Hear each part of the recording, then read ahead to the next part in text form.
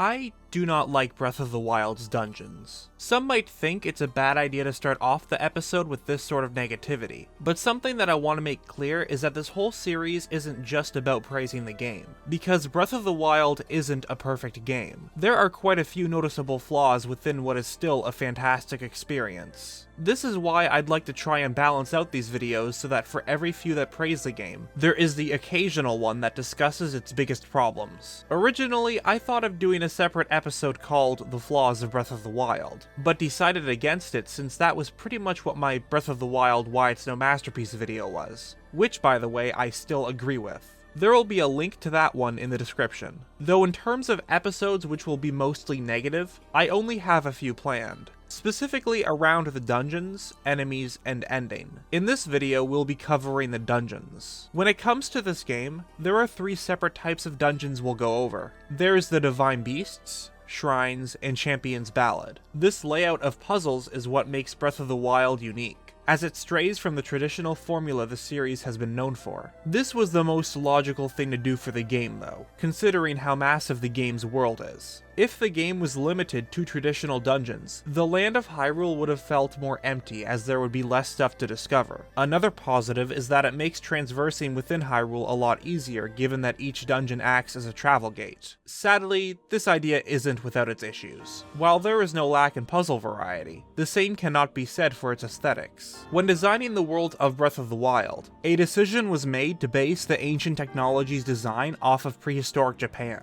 This took place between 10,000 BCE and 300 BCE, and was called the Jomon period. Jomon literally translates to rope pattern, and served as the inspiration for designs such as the shrines, towers, and guardians. It's not very difficult to see why this decision was made, since having to make different designs for every dungeon would have been borderline impossible. But once you've seen one shrine, you've seen them all. This could have worked well if you combined it with main dungeons that had their own unique themes. But sadly, the Divine Beasts follow the same design. They do differ slightly with looks, but it clearly is using the same style. Technically, they do differ because each is the representation of a certain element such as fire for Rudania and water with Ruta. But it feels less like a water dungeon and more so like a dungeon that happens to have water. With traditional games, the designs of dungeons were much greater because they felt like they fit into the world. For example, the Fire Temple from Ocarina of Time is within the Death Mountain crater itself. It is true that you complete Rudania within the volcano, but there is no time where it plays a role in the dungeon or its puzzles. If you went through this dungeon anywhere else in the world, you could still complete it as the volcano plays no vital role. This is made even more clear once you realize that aside from torches, the only other fire element in it comes from the small room.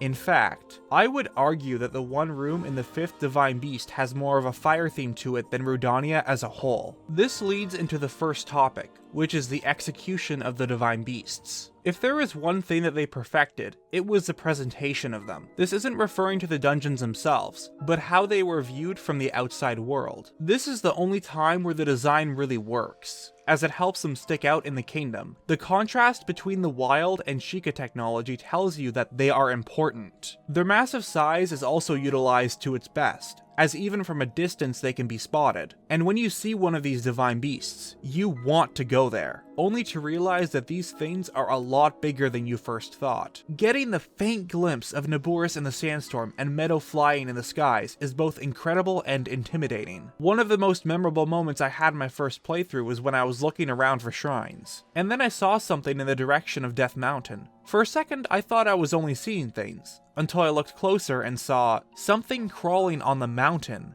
After witnessing that, all I thought was, I need to go there. This isn't a feeling you would ever get with a standard temple-style dungeon, but when it comes to a good dungeon, it ultimately matters on what's in the dungeon. So what's in these Divine Beasts? Well, not much. There is a very clear contrast between these dungeons and the traditional ones found in other Zelda games. Don't worry, that's not all I am going to say. That tends to be a blanket statement that a lot of people make, but I'll go into more detail regarding this point. Remember in a previous episode when I discussed the story? I had mentioned that for a story to exist in a game where the main concept is freedom, it would have to be dumbed down. That's because the more in-depth the story is, the more likely it would need to follow a linear path. Well, that whole thing basically applies to the dungeons. In other Zelda games, dungeons tended to have one unique gimmick or concept that was incorporated in its puzzles. A great example is the sand ship and its timeshift stones. While this was the same concept as the Lanayru mining facility, it still felt fresh and memorable through its execution. Now, imagine if there was a game like The Wind Waker, and your goal was taking over a variety of enemy ships that served as the dungeons. All of them utilized the timeshift stone concept, but each design and layout was different. That's basically how it feels with the Divine Beasts. Each one has different controls, which admittedly feels good to use, but they all stem from the exact same concept. My first Divine Beast was Ruta, and I remember thinking that controlling its trunk was the coolest thing ever. Rudania was next, and I was excited to see what I could manipulate in that dungeon. Oh, you can rotate the whole thing by 90 degrees? That's pretty cool. What about Naburis? Oh, you just rotate the 3 cylinders. Seems a bit bland, but that's okay. At least I have one more. Oh, you just slightly rotate the wings.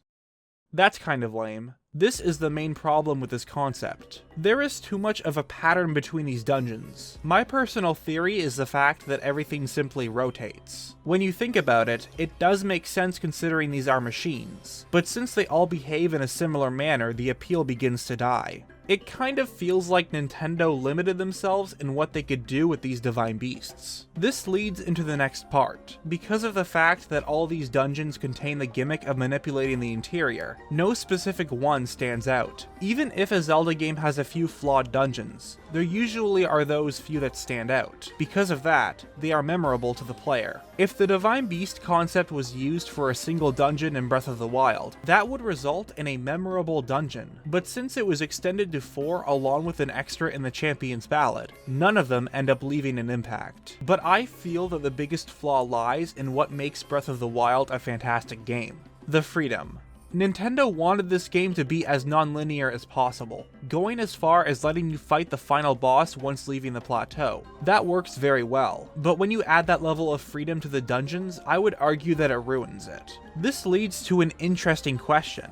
What design choices give dungeons the right amount of freedom? As for me, it's not whether the dungeons can be completed in more than one way. It just comes down to one thing. Am I given the freedom of completing them in any order? This is why I adore A Link Between Worlds. It's one of those Zelda games that lets you make that decision. I don't care about if the dungeon is linear, nor want them to change it. And that's because of a simple reason. Zelda games are all about solving puzzles. If I am given too much freedom, then it will oversimplify the puzzles of a dungeon, which results in a forgettable experience. Let's look at the designs of the puzzles in Breath of the Wild. Like the story, these all have to be simple enough so that the freedom isn't taken away. This is why the developers settled with the concept of having to activate 5 terminals within the dungeon. But this idea is flawed in many ways. Having this within all the Divine Beasts gets repetitive and uninteresting. But the reason this dumbs down the dungeons comes from the fact that each terminal is locked behind one puzzle. In Ruta, there was one where all I had to do was lift the platform with magnesis to access it. I have to ask,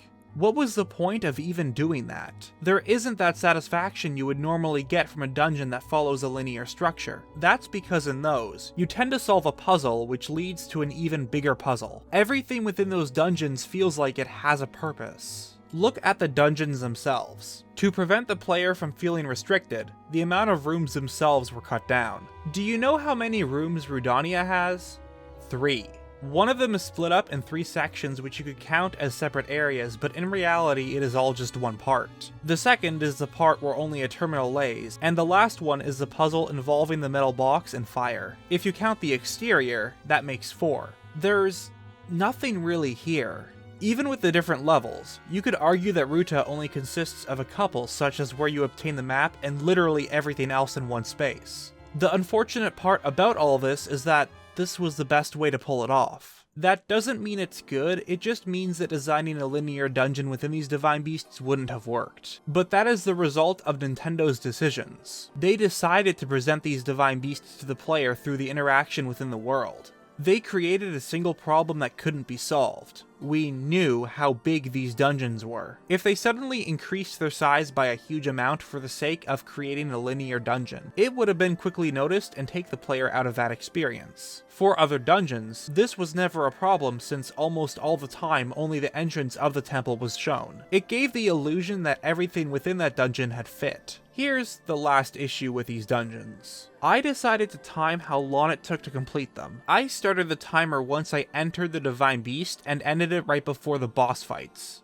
I wanted to see how long it would take to recomplete them while knowing where everything was. You know how long it took for me to complete the 4 Divine Beasts? Around 35 minutes. In other Zelda games, that would be the approximate time it would take to beat a single temple. This is a problem since it shows you that freedom and a good Zelda dungeon don't mix very well. I would prefer if the only freedom given was what order I wanted to complete them in. I haven't talked much about the Divine Beast fights themselves. I personally enjoyed all of them, including Rudania. In terms of the blights, that will be covered more for another day. Now, while the freedom element was executed poorly for the Divine Beasts, I find that it works for the shrines. With the tools given to you, there are multiple ways to solve them. Because these serve as smaller puzzles, I've never viewed it as a hindrance. Unlike the Divine Beasts, this freedom in the dungeon feels like it fits rather well. The puzzle variety is also pretty great, considering you have 74 shrines consisting of different conundrums. You might notice that I didn't say 120,